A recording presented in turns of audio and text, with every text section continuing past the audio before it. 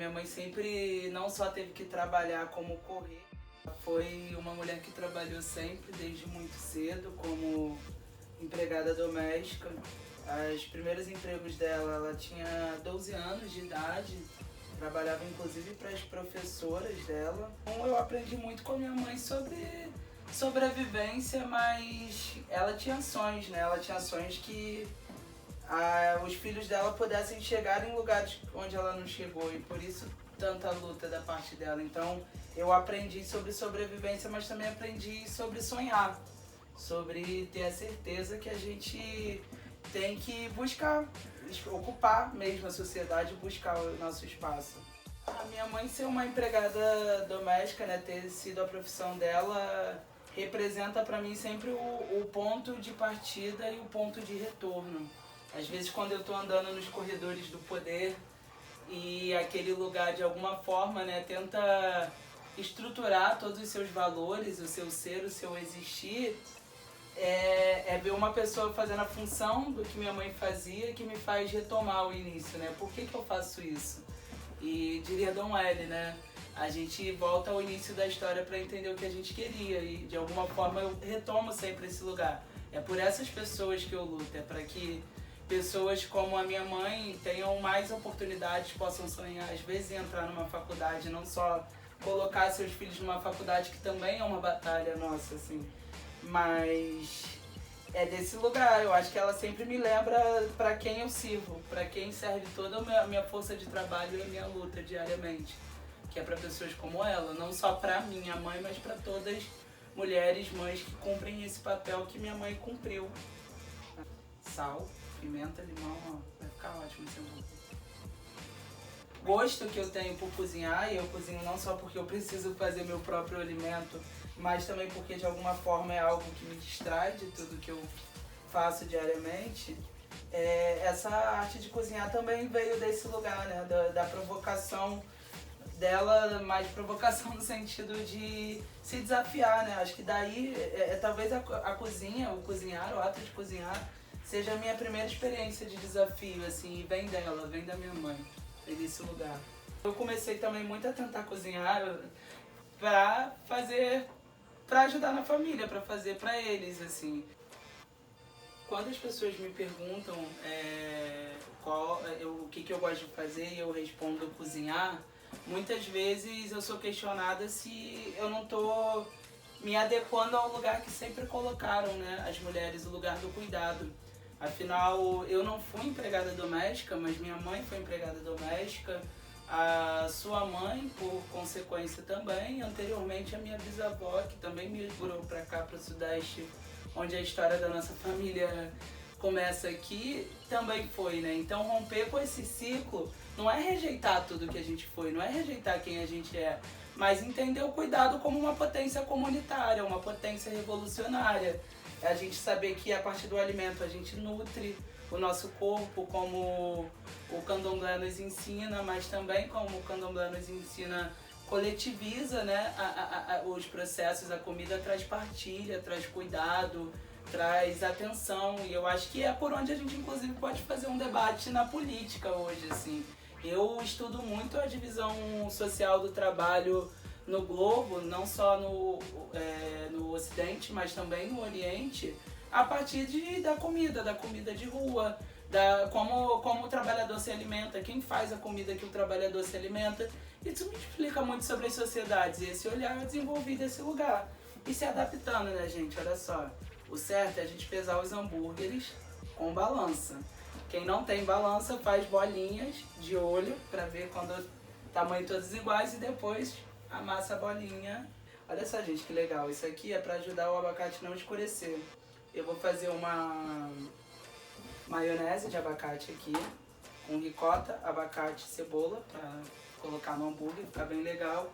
Como eu não vou usar tudo aqui, senão vai ficar muita maionese, eu vou guardar essa banda aqui depois para fazer uma vitamina. E aí o limão ajuda a não escurecer. Eu vou bater aqui, eu separei para bater abacate, ricota e cebola.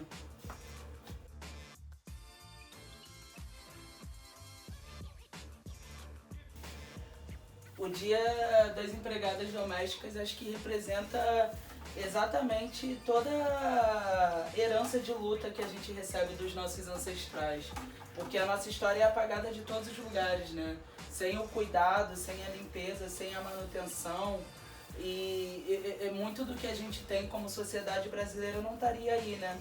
Mas não é o nome das minhas ancestrais ou né, das ancestrais de pessoas pretas que estão nos livros da história. A nossa contribuição para o Brasil muitas vezes é apagada. Então eu acho que esse lugar do Dia da Empregada Doméstica, de alguma forma, é uma luta pelos direitos trabalhistas dessas mulheres, uma categoria majoritariamente feminina, mas é a luta também do próprio povo negro para pertencer nesse lugar, né? Como uma função que já ocupou lares, a grande maioria dos lares das famílias brasileiras não é uma profissão com direitos trabalhistas, né? Como que é muito recente o direito a férias, o direito ao 13º das empregadas domésticas, né? Desse milênio. E é a função que existe desde que Brasil é Brasil. Então, esse dia não é uma forma de colocar essas mulheres, fechar elas nesse lugar, nesse papel na sociedade, nesse lugar da história. Muito pelo contrário, é para reafirmar que os nossos passos vêm de muito longe e que eles precisam seguir caminhando ainda, que a caminhada ainda é muito longa. Embora a função de empregada doméstica seja uma função muito braçal, que exige muito do esforço físico, essa é uma categoria composta majoritariamente por mulheres acima de 40 anos. E eu acho que isso provoca em nós uma reflexão, né? Me parece que quando a gente fala desse dado, a gente percebe que, na verdade, as mulheres, quando não se alocam dentro do espaço do mercado, do mundo de trabalho, né? Isso é muito comum pela questão do gênero e por outros demarcadores que essa mulher possa trazer consigo. Então, o gênero é muito forte, mas o território, a raça, a formação acadêmica dessa mulher diz muito, e a não alocação faz com que ela caminhe para aquilo que sobra, né? É aquilo que resta muitas vezes. Então, uma mulher que não consegue, né? Uma mulher negra que não consegue entrar numa universidade, fazer uma formação técnico-profissional, por vezes irá recorrer a esse lugar. Quando a gente fala dos direitos trabalhistas das empregadas domésticas, eu acho que nas últimas 2 décadas a gente teve um grande avanço, né? A equiparação, a aproximação aos direitos tidos na CLT para as empregadas domésticas é, de fato, uma vitória histórica. Só que eu acho que ainda falta, sabe? Porque falta pensar que é profissão de risco, né? De alguma forma. Adicionais de periculosidade, insalubridade, pensar também como o reajuste salarial dessa categoria não necessariamente pode ser apenas atrelado ao reajuste do salário mínimo, o quanto muitas vezes algumas coisas que estão na letra da lei para as empregadas domésticas, na verdade não é garantido na totalidade, então muitas vezes elas não têm o direito à passagem plenamente é garantido. Estou usando aqui uma cebola para tentar segurar o ovo, será que vai dar certo? Mas é isso, eu acho que é uma categoria ainda com muitos direitos a conquistar, né? Essa fragilidade que muitas vezes o direito à passagem não é garantido, a alimentação por vezes, né, ocorre de uma forma preconceituosa também, né? Porque muitas vezes o direito à alimentação fica previsto da própria alimentação no trabalho. E como muitas vezes a função da empregada doméstica é cozinhar, por vezes ela não tem direito nem de comer a própria comida que cozinha. Ela cozinha uma comida para os patrões. Eu lembro muito das memórias da minha mãe trazendo isso, né? Que ela fazia comida para ela e fazia comida para os patrões, que não necessariamente era, na grande maioria das vezes, a mesma comida. Por vezes era o resto da comida dos dias anteriores, no lugar da carne bovina se colocava o ovo. Então é um lugar que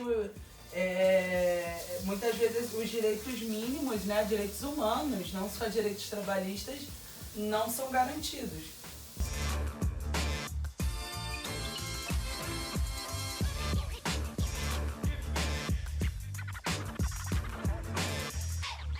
Hora do papá.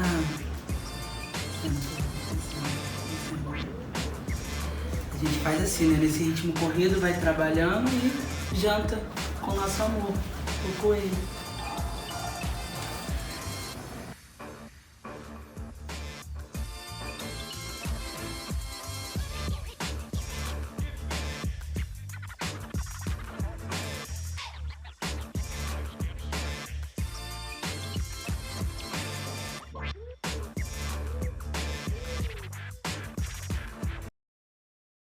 Cumpre a cota de carboidrato e de proteína das dietas.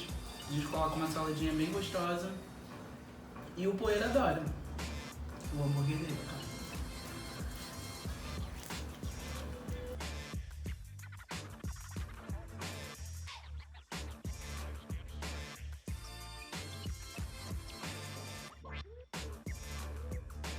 Eu gosto de fazer hambúrguer porque ele se adequa bastante à minha rotina. Eu consigo trabalhar as horas todas que eu trabalho no dia como deputado estadual e as 1 milhão de tarefas que isso significa. E eu consigo, a partir de fazer um hambúrguer em casa, bater uma cota saudável de consumo de proteína, de carboidrato, coloco a saladinha gostosa que eu quero, faço um molho do meu jeito, então não é aqueles molhos industriais, eu faço como eu fiz uma maionese aqui de abacate. E isso acaba fazendo um hambúrguer que é gostoso, de alto valor nutritivo e rápido. Hoje eu acabei fazendo desde o início, mas agora da próxima vez eu já tenho lá os hambúrgueres montadinho, só fritar e fica pronto mais rápido ainda.